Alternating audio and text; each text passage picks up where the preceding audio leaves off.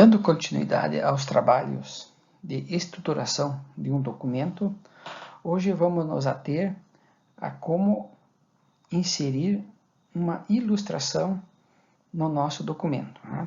Entendido figuras como desenho, esquema, equações, fluxograma, fotografia, mapas, organograma, planta, retrato, imagem e outras classificações que porventura possam aparecer. Também o que diz respeito à tabela, quadro e gráfico. Então, esse é o nosso trabalho do encontro. As referências que vamos utilizar para montar o trabalho é a ABNT NBR 14724, de 2011, que aborda informação e documento, trabalhos acadêmicos, a sua apresentação. Esta norma 14724, por sua vez, se baseia em NBR 6023, referências, a 6024, que é numeração progressiva em um documento, a BNT 6027, como se organiza o sumário, a ABNT 6028, como se elabora um resumo, a ABNT 6034, como se elabora o índice, a ABNT 10520 é como organiza-se as citações em documento, importante isto, e a 12225, como se organiza a lombada. Ainda se baseia no Código de Catalogação Anglo-Americano e ainda nas normas de apresentação tabular do IBGE, que é este livro aqui que eu trouxe para nós conhecermos, né? Então, isso que vai nortear nosso trabalho. Além disso, vamos nos valer de normas e orientações colocadas em autores consagrados, como Antônio Joaquim Severino, Metodologia de Trabalho Científico, também em Lakatos e Marconi, Fundamentos da Metodologia Científica, o livro do Furasté, Normas Técnicas, do Antônio Carlos Gil, Como Elaborar Projetos de Pesquisa, e ainda o livro de Tomás e Medeiros, todos eles com notória credibilidade que ajudam a orientar a formatação de um relatório técnico. Estes livros, podemos incluir outros tantos aqui, mas deixaremos estes 5 aqui como pesquisa inicial aí para assim pessoal já. Agora, indo ao trabalho principal, ao inserir uma figura, ela é válido para qualquer tipo, olha só, qualquer tipo de ilustração. E ele deve aparecer na parte superior da figura, que é isto que nós estamos vendo aqui, ó, na parte superior e não na parte inferior, como ainda é colocado, né? Precedido da palavra designativa, né, na qual ela está representando. Então, ela tem que vir na parte superior do seu texto. Por exemplo, né, a duração máxima de um trabalho muscular estático em relação ao emprego de força.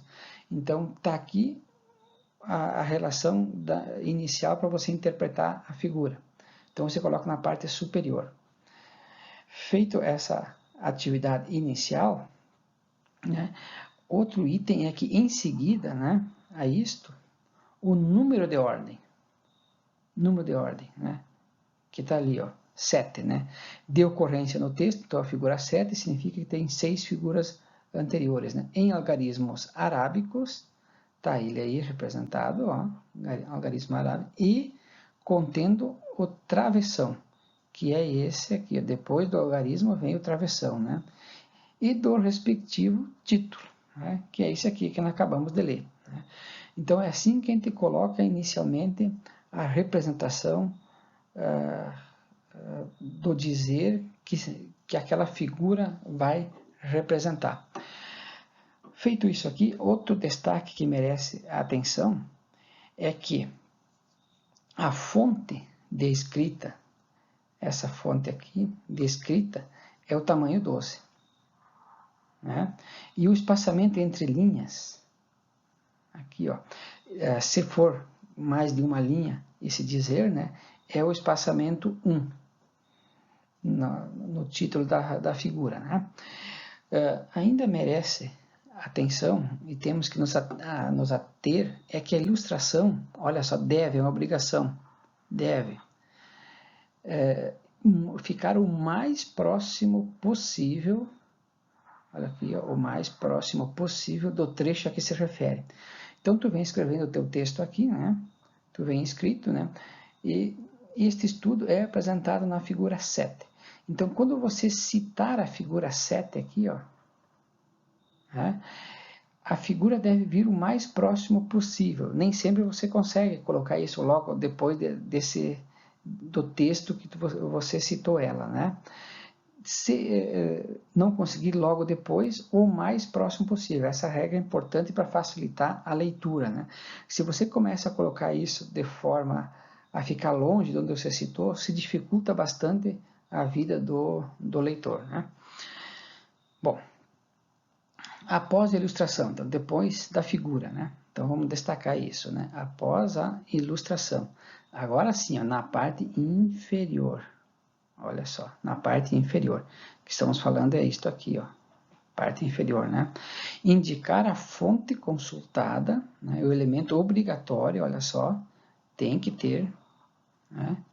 Elemento obrigatório, mesmo que seja a produção do próprio autor.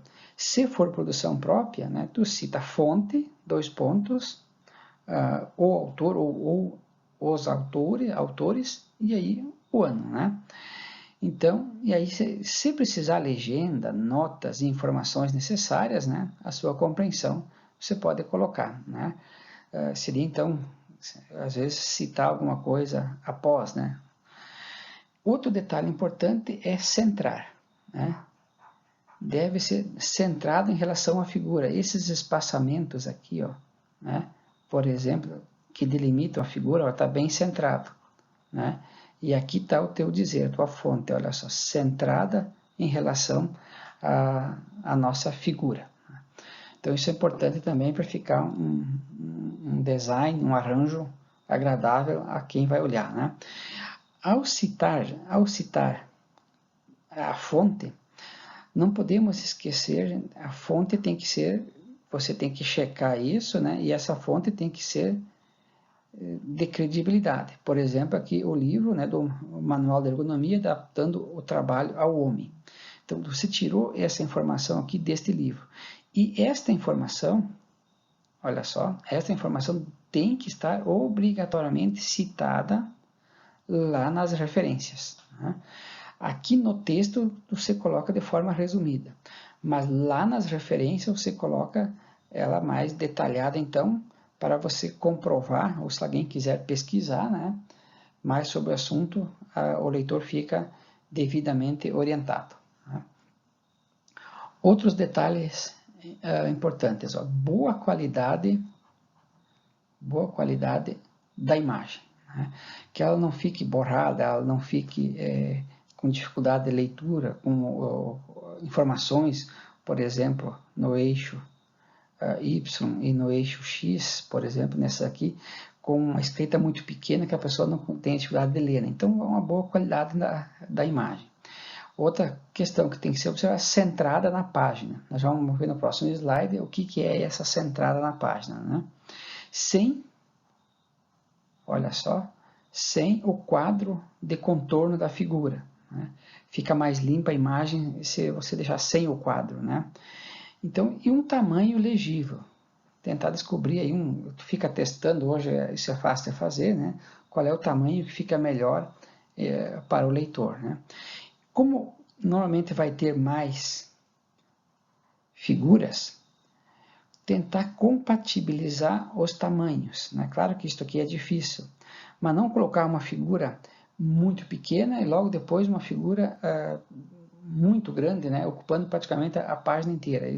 Tentar evitar esse tipo de situação e compatibilizar então o tamanho da figura para todo o teu documento.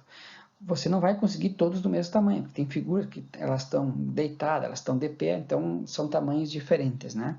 Mas você vai tentar harmonizar isso da melhor forma que você conseguir. E agora, o que é esse centrado? O que é o centrado entre as margens direita e esquerda da escrita? O nosso documento está aqui, ó, sempre folha A4. Sempre essa folha de tamanho A4, 297 por 210 milímetros. Essa margem aqui, né, é a borda da folha. Né? E esta margem que está representada nesse cinza tracejado é a imagem da escrita, onde vai estar a escrita do teu texto, do teu documento. Então, se você vem escrevendo, né, vem escrevendo lá, explicando, e chega a situação, para finalizar, né, que este estudo é apresentado na figura 7. Então, você colocou o mais próximo possível do teu texto a figura. Está aqui a figura, né? Como é que tu vai... O tamanho, primeiro tu descobre o tamanho dela, né? Para facilitar a leitura. E depois você ajusta ela, centraliza, né? Essa dimensão aqui, né? Elas têm que ser iguais. Então, o x1, né, e o x2 aqui, né? Vamos representar aqui o x1 e o x2, elas têm que ser iguais, são centradas, então, né? Então, é importante que fique um documento bastante harmônico, né? E não deixar flutuante também a figura no texto. Um outro cuidado que tem que ter também. Então, era esse o nosso trabalho. Se você gostou do vídeo, dá um like e se inscreve no canal.